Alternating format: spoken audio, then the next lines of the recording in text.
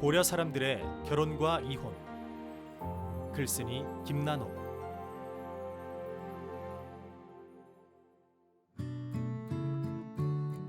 아내를 따라 장가드는 남자들. 고려 시대에는 결혼해서 신부가 시집에 사는 게 아니라 신랑이 장인의 집에 들어와 살았다. 사위가 결혼하여 여자 집에서 머무르는 서류부 가호는 고려 시대의 가장 특징적인 결혼 풍습이다. 장인과 장모가 사위를 데리고 산다 하여 솔서혼이라고도 하는데 고구려의 서옥제에서 유래되었다. 서옥제는 약혼이 이루어지면 여자의 집 뒤에 서옥이라는 작은 집을 짓고 결혼한 사위를 맞아들여 자식을 낳아 클 때까지 지내게 하는 풍습이었다. 고구려의 서옥제나 고려의 솔서혼 모두 처가살이 형태로 결혼한 여자는 친정살이를 하면서 아이를 낳아 키웠다. 아이들은 부모와 함께 외가에서 어린 시절을 보냈기 때문에 외조부모나 외가 친족과 매우 친밀했다. 고려사에 의하면 딸을 낳으면 애지중지하며 키웠는데 부모가 늙었을 때 아들이 아니라 딸과 함께 살기 때문이었다. 딸이 결혼해도 한동안 친정에 머물면서 부모를 봉양했기 때문에 시집가면 출가 외인이라는 말은 고려시대에는 전혀 맞지 않는다. 고려의 처가살이는 대릴사위제와는 전혀 다른 형태이다.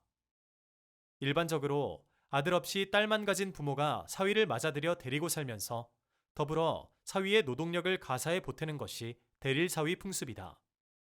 하지만 솔서호는 경제적 능력이나 신분의 높고 낮음을 막론하고 누구나 하는 관습이었다. 겉보리 서말만 있으면 처가살이 않는다는 속담도 솔서혼을 당연시하는 고려와는 어울리지 않는다. 일정 기간 처가살이를 마치면 부부는 아이와 함께 남자의 집으로 가서 사는 게 일반적이었지만 처가나 시댁 가까운 곳에 분가하기도 하고 때로는 처가에 그대로 살기도 했다. 기록에 의하면 처가살이는 최소 3년 이상 지속되었다. 심지어 20년 이상 처가에서 거주하는 경우도 있었다. 삼국시대부터 이어져 온 우리나라 고유의 장가드는 풍습은 조선 초기까지 이어졌으나 조선 중기 이후 여자가 시집가는 방식의 중국 풍습인 친형제가 널리 보급되면서 점차 사라지게 되었다.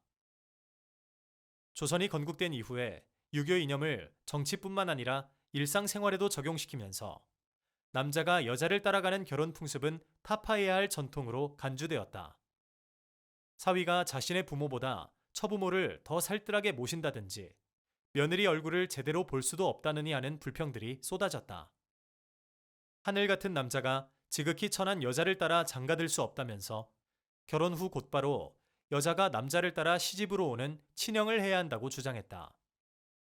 중국의 풍습인 친형제도는 여자가 시집가는 형태로 결국 우리나라의 결혼 풍습은 장가 드는 방식에서 시집 가는 방식으로 바뀌게 되었다. 누구와 어떻게 결혼했을까? 고려에서는 한 명의 남편이 한 명의 아내를 맞이하는 일부일처제가 원칙이었다. 조선과 달리 거의 대부분의 고려 국왕은 한 명이 아니라 여러 명의 왕후를 두었으나 이러한 왕실의 다처제를 일반인에게 그대로 적용하기는 어렵다. 그런데 세월이 흐르면서 일부 일처제에 불만을 품은 사람들이 나타났다. 충렬왕 때 박유라는 관료는 다처제를 시행하자고 건의했다. 그에 따르면 우리나라는 풍수적으로 남자가 적고 여자가 많기 때문에 일부 일처를 하면 머리가 휘어지도록 결혼하지 못해서 불행한 여자들이 생긴다. 그리고 한 명의 아내만 두는 관례 때문에 비록 자식이 없다 해도 다시 새로운 아내에게 장가들지 않아 이로 말미암아 인구가 줄어든다고 주장했다. 박유가 제안한 다처제에 대해서는 논란이 분분했는데 자신의 아내를 무서워하는 어떤 재상 때문에 건의가 무산되었다고 한다. 하지만 이는 과장된 표현이며 고지고대로 믿기 어렵다. 다처제가 시행될지도 모른다는 소식을 들은 부녀자들은 매우 원망하고 두려워했다. 그러다가 마침 연등회를 맞이하여 왕의 행차에 따라온 박유에게 많은 부녀자들이 모여들어 욕하면서 손가락질했다. 고려에서는 일부 일처가 당연시되었던 만큼 다처제에 반대하는 목소리가 높았던 것이다. 또한 몽골에서 공녀를 보내라고 요구했을 때 고려에서는 일부 일처여서 자식이 적은 까닭에 딸을 보내기 어렵다고 거절한 적도 있다. 다만 일부 일처제라 하여도 정실 부인이 하나일 뿐 첩은 여러 명 둘 수 있었다. 처와 첩은 모두 한 명의 남편을 두고 사랑을 다투어야 했다.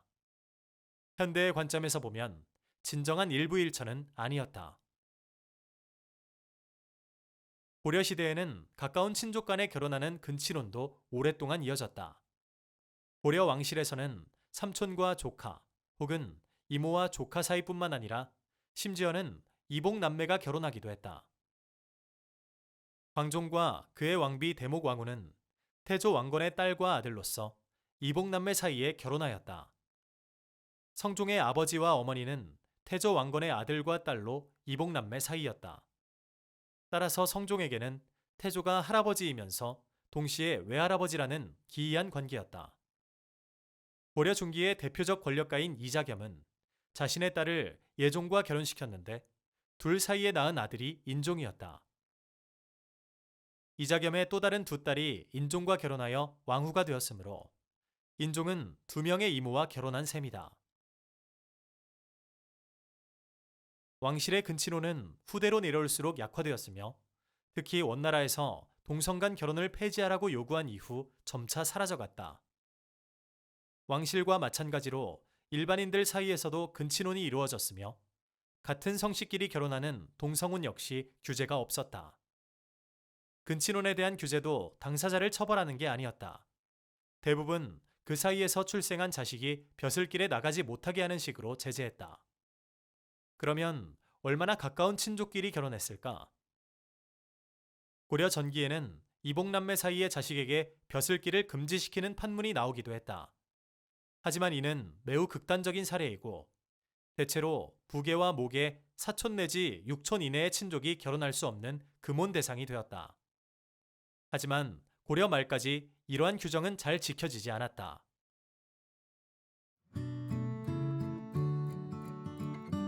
당당하게 재혼하는 여성.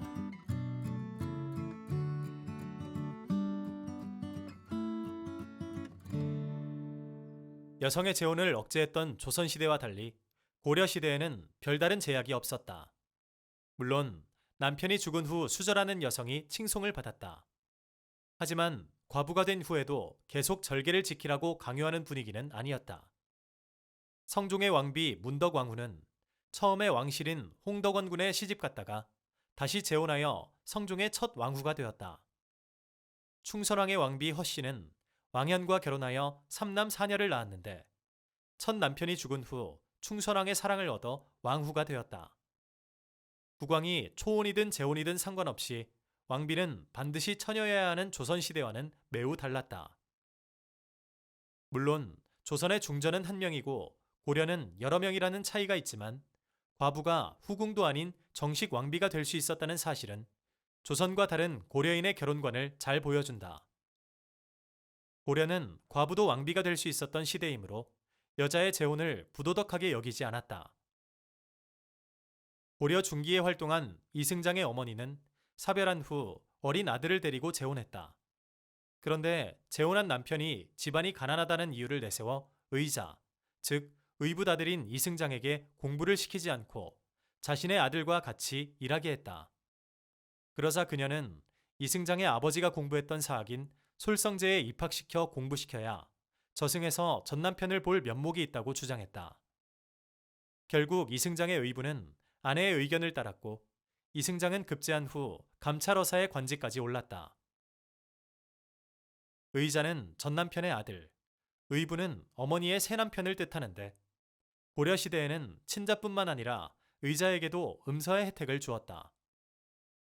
음서는 과거 시험과 달리 무시험으로 벼슬을 할 수 있는 제도였기 때문에 의자와 의부의 관계도 매우 중요했다. 여성들이 당당하게 재혼했던 상황은 여성도 호주가 될 수 있었고 딸도 아들과 똑같이 재산을 상속받던 사회적 배경과도 연결된다. 고려 말에 작성된 호적에 의하면 낙랑군 부인 최 씨는 장성한 아들이 몇 명이나 있었음에도 불구하고 여성으로서 호주가 되었다. 남자 중심으로 호주 계승이 되는 우리나라의 호주제가 헌법재판소에서 위헌으로 판결되고 호주제가 폐지된 것은 2005년에 이르러서였다. 호주제 폐지 이전에는 남편이 사망하면 아내가 호주가 되는 것이 아니라 아들이 호주가 되었으며 아들이 아무리 어려도 상관없었다. 이 때문에 여자가 재혼할 경우 여러 가지 난처한 문제가 발생하기도 하였다. 고려에서는 딸도 아들과 마찬가지로 부모로부터 토지와 노비를 균등하게 상속받았다. 가족 내에서 자녀의 동등한 지위는 제사 풍습에도 나타난다. 부모에 대한 제사도 아들과 딸이 번갈아가며 공평하게 지내는 윤회봉사가 이루어졌다. 비록 고려시대는 여느 전근대 사회와 마찬가지로 여성의 정치적, 사회적인 진출이 원천적으로 봉쇄되어 있었지만 적어도 가정 내에서는 아들과 거의 차별이 없었다.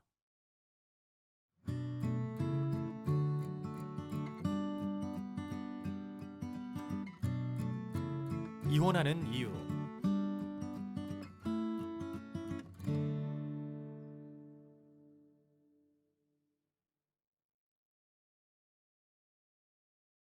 국가가 정책적으로 이혼을 규제한 조선과 달리 고려에서는 별다른 제약이 가해지지 않았다. 이혼 사례를 보면 아내를 버리는 기처가 가장 많았다. 왕실의 경우에는 문종이 며느리인 순종의 왕비 선의왕후를 미워해서 쫓아낸 사례가 있고 아버지 이자겸의 난으로 폐비된 인종의 왕비가 있다. 그런가 하면 송유인은 무신 정권이 세워진 후 아내를 버리고 막강한 권력을 가진 정중부의 딸과 재혼했다. 애초에 송유인은 서덕원의 아내에게 장가들었는데 그녀가 신분은 천하지만 막대한 재산을 가지고 있었기 때문이다. 송유인은 아내의 재물을 뇌물로 이용하여 벼슬을 얻었는데 무신이 정권을 잡는 세상으로 바뀌자 또다시 권력자의 딸을 새로운 아내로 맞이했다. 이외에도 불효나 투기와 같은 이유로 아내를 버리기도 했다. 손변은 성품이 강직하고 지방관으로 재직할 때에는 판결하기 어려운 소송에서 현명하게 처결하여 명성이 높았다. 하지만 그의 아내는 가문이 신분적으로 하자가 있어 청요직에 나아갈 수 없었다. 그러자 아내는 남편에게 자신을 버리고 권세 있는 가문에 새로 장가들라고 하였다. 하지만 손변은 웃으면서 출세를 위해 조강지처를 버릴 수 없다면서 거절했다. 품계가 낮은 무관이었던 권수평은 왕실의 친위군에 들어갈 기회를 잡게 되었다. 그러자 친구들로부터 지금의 아내를 버리고 부유한 가문의 딸과 재혼하라는 권유를 받았다. 권수평 역시 어려움을 함께 이겨낸 아내를 버릴 수 없다며 듣지 않았다. 그런데 그에게 재혼하라고 한 친구들이 어느 부잣집에서 딸을 주지 않겠는가라고 한 것을 보면 높은 벼슬과 출세를 위해 아내를 버리거나 혹은 돈 많은 집에서 가문의 위신을 높이기 위해 이혼한 남자에게도 선뜻 딸을 내주는 풍조도 있었던 것 같다. 대부분 남편이 아내를 버리는 형태의 이혼이었지만 아내 쪽에서 남편을 버리는 경우도 있었다. 김세덕의 처 윤 씨는 남편과 사별한 후 행실이 바르지 못하여 추문이 생기자 이를 걱정한 친정 어머니가 재혼시켰다. 그런데 얼마 지나지 않아 새 남편이 싫다면서 쫓아버리는 바람에 사원부로부터 조사를 받게 되었다. 하지만 당시 권력가인 이인임 등은 윤 씨에게 후한 뇌물을 받고 이성계의 친구로 수차례 무공을 세운 이질안과 결혼시켰다. 고려에서도 부모와 의논하지 않고 까닭 없이 아내를 버린 자는 벼슬을 빼앗고 귀양 보낸다는 금령이 내려지기도 했다. 그러나 이 법령은 삼별초의 난이 일어난 후 관원들의 처가 삼별초에 잡혀가면서 아내를 버리는 사례가 빈번해지자 이러한 사회 문제를 무마하기 위해 마련된 임시 방편에 불과했다. 부부의 만남과 헤어짐이 비교적 자유로웠던 분위기는 중국인의 견문기에도 드러난다. 송나라 사람인 서긍은 고려의 사신으로 파견된 경험을 토대로 고려 도경을 지었다. 이 견문록에서 서긍은 고려 남녀들은 경솔하게 합치고 조금이라도 뜻이 맞지 않으면 곧바로 헤어진다고 했다. 또 고려인이 예법을 모른다면서 가소롭다고 했다. 중국인인 그가 볼 때 이러한 풍습이 낯설게 느껴졌겠지만 이혼이나 재혼이 비교적 자유로웠던 고려시대 사회상을 보여주는 또 다른 방증이라고 할 수 있다.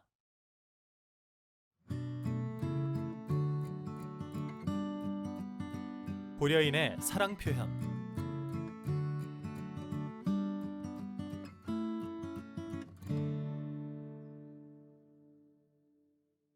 염경애와 최루백은 애틋한 사랑의 흔적을 남긴 부부이다. 최루백은 15의 나이에 아버지가 호랑이에게 물려 죽자 배부르게 누워있는 호랑이를 찾아 호통을 치고 죽인 후 아버지의 시신을 수습해서 장례를 치른 효자로 명성이 나 있었다. 그는 명문 가문의 딸 염경애와 결혼하여 행복하게 살았다. 염경애가 세상을 떠나자 최루백은 직접 아내의 묘지명을 지어 결혼 생활을 회고했다. 최루백은 아내가 품성이 영롱하고 정숙하며 대의에 밝을 뿐만 아니라 용모와 언행이 남보다 뛰어났다고 극찬했다. 묘지명에 의하면 염경애는 남편이 궁전뜰에 서서 폐하와 시비를 논쟁하게 된다면 비록 가시나무 비녀와 무명치마 차림으로 삼태기를 이고 살아가더라도 달갑게 여기겠다고 했다.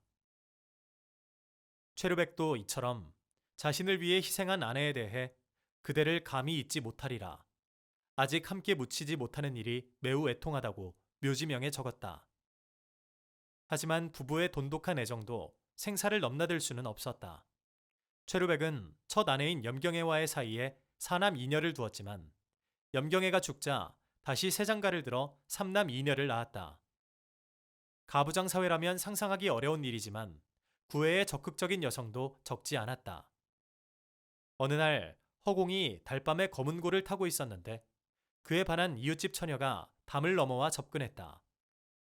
허공은 그녀를 가까이 하지 않고 오히려 예의를 갖추어 잘 타일렀다.